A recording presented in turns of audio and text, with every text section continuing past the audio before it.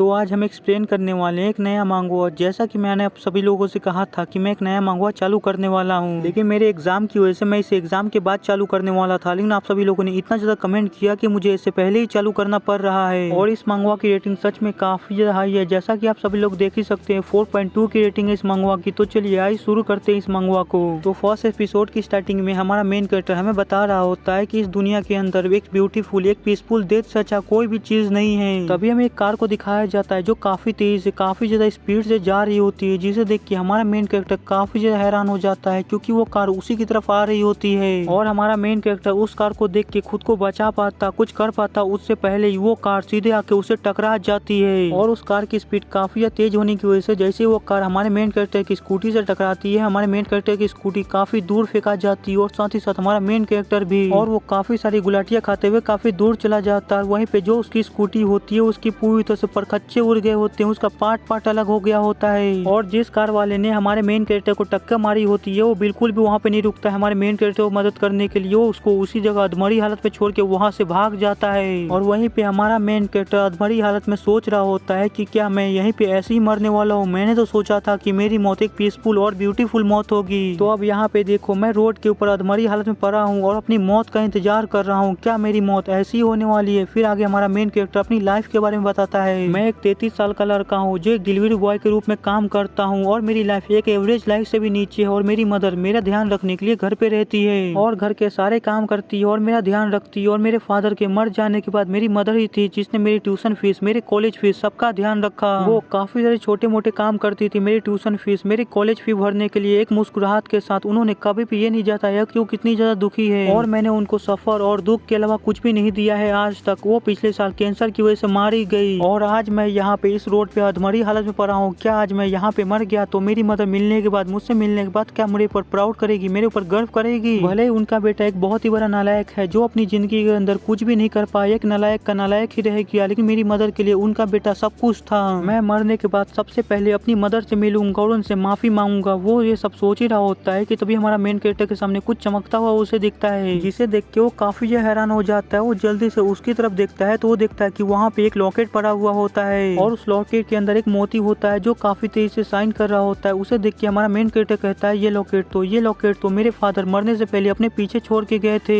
यही सोचकर हमारा मेन कैरेक्टर अपनी अधमरी बॉडी को हिलाने की कोशिश करता है और काफी ज्यादा मेहनत के बाद वो अपनी अधमरी बॉडी को हिला पाता है। जिसके बाद हमारा मेन कैरेक्टर उस लॉकेट की तरफ अपनी अधमरी बॉडी को घसीटते ले जाने लगता है और सोच रहा होता है मेरी पूरी लाइफ में मेरे पास ऐसा कुछ भी नहीं है जिसे मैं प्रीशियस कह सकूं, सिवाय इस नेकलेस के। मेरे पास यही एक नेकलेस है जिसे मैं प्रीशियस कह सकता हूँ और मेरी मदर के बाद यही मेरे साथ काफी ज्यादा जुड़ा हुआ है। यही कहते हुए हमारा मेन कैरेक्टर जैसे उस नेकलेस को पकड़ता है हमारा मेन कैरेक्टर वहीं पे मारा जाता है। जिसके बाद वो नेकलेस काफी तेजी से ग्लो करने लगता है। जिसके बाद हमारे मेन कैरेक्टर की जो साउल होती है, आत्मा होती है, वो उसकी बॉडी से अलग हो जाती है और दूसरे डायमेंशन में चली जाती है। और उसके बाद हमारे मेन कैरेक्टर की साउल होती है, आत्मा होती है, वो किसी और की बॉडी में ट्रांसफर होने लगती है, जाने लगती है। जिसके बाद जैसे उस बॉडी के अंदर हमारे मेन कैरेक्टर की साउल पूरी तरह से सक्सेसफुली आ जाती है तो अचानक से उसकी आंख खुल जाती है। जिसके बाद हमारा मेन कैरेक्टर अपने बेड से उठते हुए बैठ के कहता है कि आखिरकार क्या मैं अभी जिंदा हूँ? क्या मैं अभी भी जिंदा हूँ? लेकिन मैं क्लियरली मुझे याद है कि मैं पिछली बार एक गाड़ी से ठुक गया था और मेरी बॉडी काफी बुरी तरह से जख्मी हो गई थी और मैं बिल्कुल मरने की कगार पे था। तो आखिरकार मैं जिंदा कैसे हो सकता हूँ? मैं पूरी तरह से ठीक कैसे हो सकता हूँ? हमारा मेन कैरेक्टर ये सब सोच ही रहा होता है, लेकिन तभी अचानक से उसके सर में काफी दर्द होने लगता है। जिसकी वजह से हमारा मेन कैरेक्टर अपने सर को पकड़ लेता है और काफी तेजी से चिल्लाने लगता है। तभी उसके दिमाग में काफी सारी यादें और मेमोरीज आने लगती है और ये सारी यादें उस पर्सन की होती है जिसकी बॉडी के अंदर अभी हमारा मेन कैरेक्टर है। और वहीं पे हमारा मेन कैरेक्टर ये सारी यादों को देखते हुए काफी हैरान हो रहा होता है। तभी वो कहता है कि इस याद के अनुसार मेरा नाम जो ह्योंग है। हमारा मेन कैरेक्टर ये सब सोच रहा होता है कि तभी वहाँ पे एक आदमी, एक औरत आती है। जो औरत हमारे मेन कैरेक्टर को जागा हुआ देख के उस पर्सन से, जो आदमी से कहती है सेंगोंग ये देखो ह्योंग जाग गया। इतने टाइम बाद फाइनली ह्योंग जाग गया। ये सुन के वो पर्सन ह्योंग के पास जाता है और उससे पूछता है ह्योंग क्या तुम पूरी तरह से ठीक हो? क्या तुम्हें अच्छा फील हो रहा है?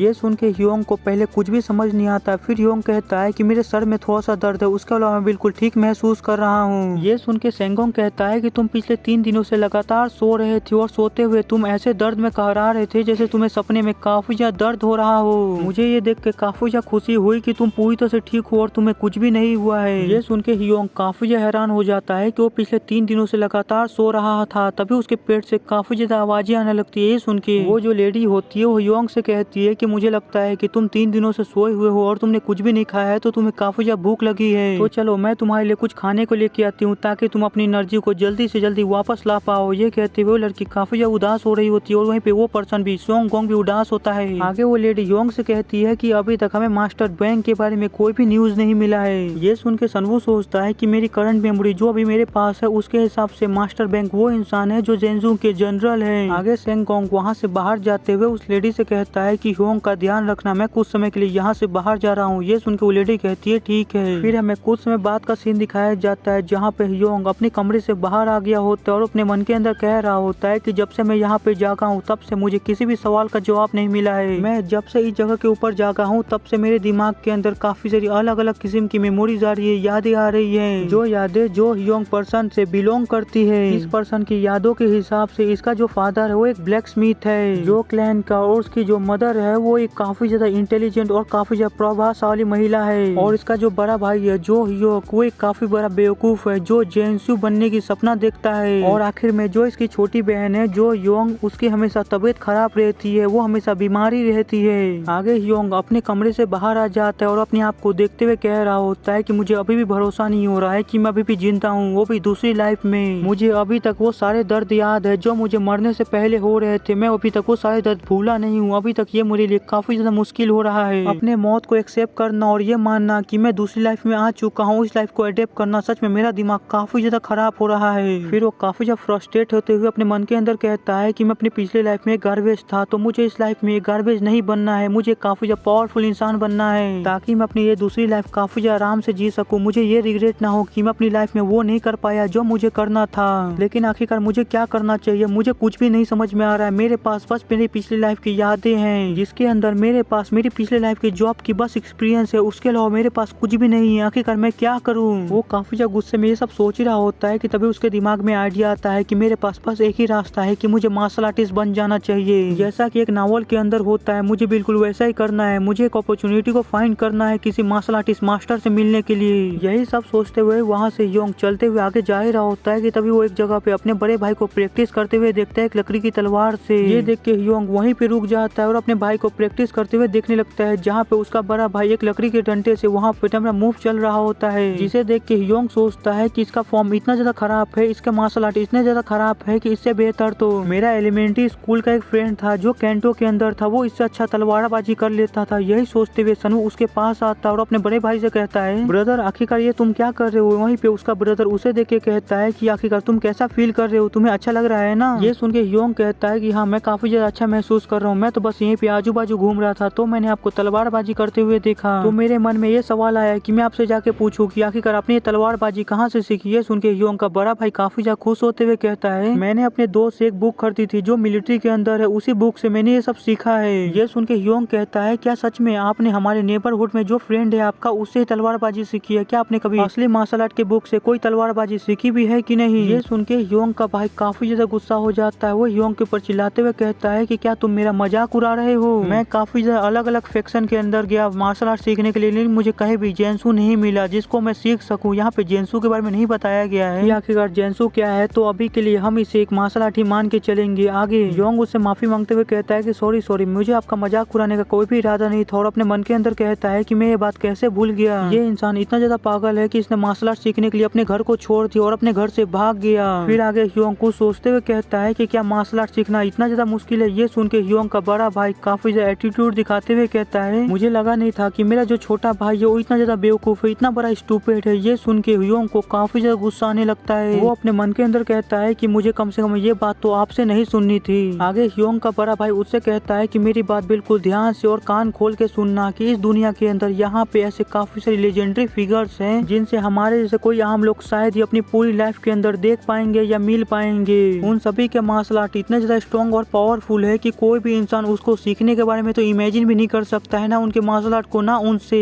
वो लोग एक अलग ही बीइंग है, हम जैसे कॉमनर उनके सामने कुछ भी नहीं, हम तो उनके सामने एक चींटी के बराबर हैं। ये सुन के सनवू अपने मन के अंदर कहता है कि आखिरकार इसके से कोई मार्शल आर्ट फ्रीक ने जो मार्शल आर्ट सीखने के लिए पूरी तरह से पागल है, जो मार्शल आर्ट सीखने के लिए कुछ भी कर सकता है, उसने तक हार मान ली, तो आखिरकार मेरा कैसे चांस हो सकता है? मेरे लिए तो और भी ज्यादा मुश्किल होगा ये। तभी योंग का बड़ा भाई खुश होते हुए कहता है कि मुझे लगता है कि मेरा छोटा भाई मार्शल आर्ट सीखना चाहता है, क्या तुम मुझसे मार्शल आर्ट सीखना चाहते हो? ये सुनकर ह्योंग वहाँ से जाते हुए कहता है कि इसके बारे में भूल जाओ, मैं तो बस आपसे कुछ सवाल पूछ रहा था, मुझे कोई मार्शल आर्ट नहीं सीखना है। आप अपने प्रैक्टिस को कंटिन्यू कर सकते हैं और पूरी तरह से मार्शल आर्ट को सीख सकते हैं, मैं यहाँ से जा रहा हूँ। यही कहते हुए ह्योंग वहाँ से चला जाता है। फिर वो थोड़ी दूर आने के बाद थोड़ा निराश होते हुए कहता है कि मैंने जितनी भी नॉवेल्स पढ़ी है उसके अंदर हमारा मेन कैरेक्टर कहीं पे जाता है और वहाँ पे वो किसी मार्शल आर्ट मास्टर से मिलता है, जिसके बाद हमारा मेन कैरेक्टर उस मार्शल आर्ट मास्टर से मार्शल आर्ट सीखता है और काफी ज्यादा पावरफुल इंसान बन जाता है। लेकिन मेरे साथ तो स्कैम हो गया, मेरे साथ तो ऐसा कुछ भी नहीं है। मैंने पहले ही अपनी एक लाइफ को खो दिया है, मैं अपनी दूसरी लाइफ को नहीं खोना चाहता हूँ। मैं अपनी इस लाइफ को जितना ज्यादा हो सके उतना लंबा जीना चाहता हूँ, चाहे उसके लिए मुझे कुछ भी क्यों न करना पड़े, और ये मरने से तो कम अच्छा ही होगा। आज से और अभी से मैं जो ह्योंग ये कसम खाता हूँ कि मुझे जो कुछ भी करना पड़े, मुझे कुछ भी क्यों न करना पड़े, मैं वो सारी चीजें करूंगा जिंदा रहने के लिए, चाहे मुझे उसमें कितनी भी ज्यादा तकलीफें क्यों ना हो, कितनी भी ज्यादा मुश्किलों का सामना क्यों ना करना पड़े, मैं वो सब कुछ करूंगा बस जिंदा रहने के लिए। तो यहीं पे आज का हमारा एपिसोड खत्म होता है। ये मांगो आप सभी लोगों को कैसा लगा प्लीज कमेंट में बताइएगा, और जितना हो सके इस मांगो को शेयर कीजिएगा और सपोर्ट कीजिएगा ताकि मैं इसका एपिसोड जल्दी से जल्दी ला सकूं। और मुझे ये मांगो को कंटिन्यू करना चाहिए कि नहीं, मुझे प्लीज कमेंट में बता दीजिएगा। तो मिलते हैं अगले एपिसोड में, बाय। और हाँ, वीडियो पसंद आए वो तो लाइक कर दीजिएगा, नहीं फिर लाइक कर दीजिएगा, चैनल को सब्सक्राइब कर दीजिए। मिलते हैं अगले एपिसोड में।